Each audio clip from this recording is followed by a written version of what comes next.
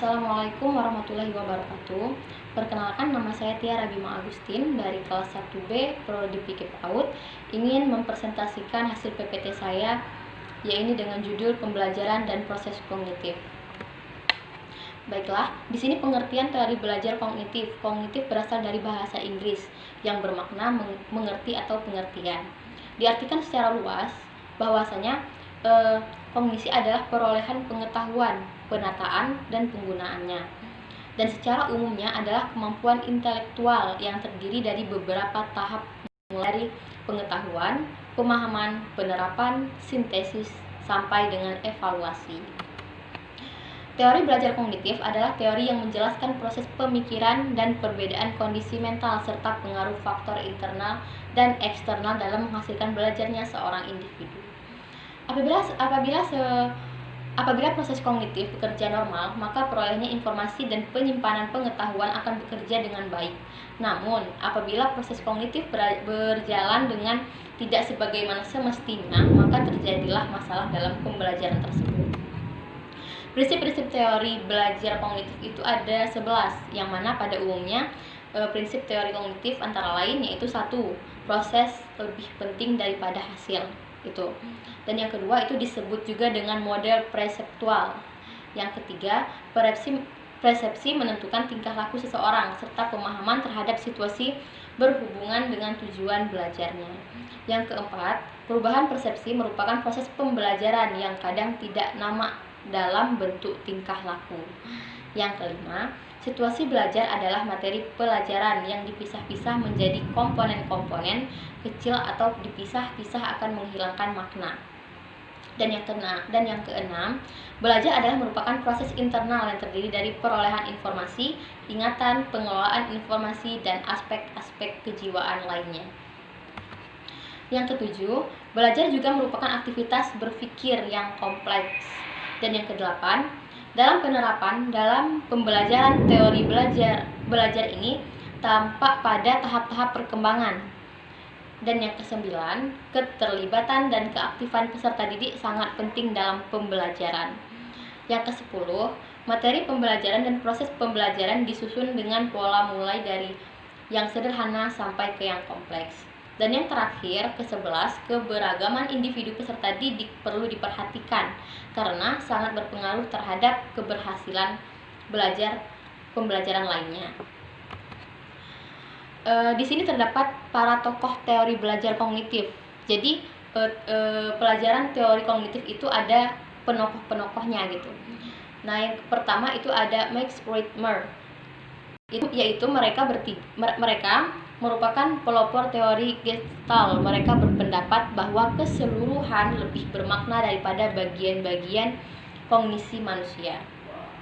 Kemudian yang kedua ada Kurzweil, yaitu Kurzweil merupakan pengembangan teori motivasi di sekitar medan. Inti teorinya dalam kaitannya dengan pembelajaran ialah bahwa semakin peserta didik dekat dengan medan belajar, motivasi belajar semakin kuat dibanding dengan peserta didik yang lebih jauh dari medan belajar. Yang ketiga adalah Jean Piaget. Jean Piaget merupakan kontribusi besar dalam pemahaman terhadap perkembangan intelektual seorang anak. Yang keempat itu ada David Ausubel. Inti dari teori belajar Ausubel adalah belajar bermakna. Pembelajaran bermakna merupakan suatu proses yang dikaitkan dengan informasi baru pada konsep-konsep relevan yang terdapat dalam struktural kognitif seseorang. Dan yang kelima ada Jerome Burkhardt. Jerome Burkhardt mengusulkan teori yang disebutnya Freud Discover Learning atau belajar penemuan. Dan yang keenam itu ada Albert Bandura. Bandura menghasilkan sebuah teori dari turunan teori belajar kognitif yang disebut belajar sosial. Bermula dari pendapatnya tentang teori kognitif sosial yang merupakan faktor kognitif, sosial dan juga perilaku mempunyai peran penting dalam pembelajaran. Yang tujuh ada Robert Gage berlandasarkan teori belajar kognitif, maka Gage menghasilkan suatu model pembelajaran yang disebut peristiwa pembelajaran. Dalam model peristiwa pembelajaran tidak memperhatikan apakah proses pembelajaran terjadi melalui proses penemuan, discover, atau proses penerimaan, reception, sebagaimana yang dikenal oleh Bruns dan Ausubel. Menurutnya yang terpenting adalah kualitas penetapan dan kegunaan belajar. Kemudian ada penerapan teori belajar kognitif dalam pembelajaran. Teori belajar kognitif secara khususnya akan ada model belajar Bruns, Ausubel, Ganges, dan model perkembangan intelektual Piaget. Adapun secara umum, penerapan teori belajar kognitif dalam pembelajaran adalah sebagai berikut. 1. Yaitu belajar tidak harus berpusat pada guru, tetapi peserta didik harus lebih aktif. Oleh karena itu, peserta didik harus dibimbing agar aktif menentukan sesuatu yang dipelajarinya. Konsekuensinya, materi yang dipelajari harus menarik minat belajar peserta didik dan menantang sehingga mereka asik dan terlibat dalam proses pembelajaran. Yang kedua, bahan pembelajaran dan metode pembelajaran harus menjadi perhatian utama. Peserta didik akan sulit memahami bahan pelajaran jika frekuensi belajar hitung loncat-loncat gitu. Nah, bagi anak SD itu akan permulaan itu akan sangat menjadi siswa itu sangat bingung. Dan yang ketiga, dalam proses pembelajaran guru harus memperhatikan tahapan perkembangan kognitif peserta didik.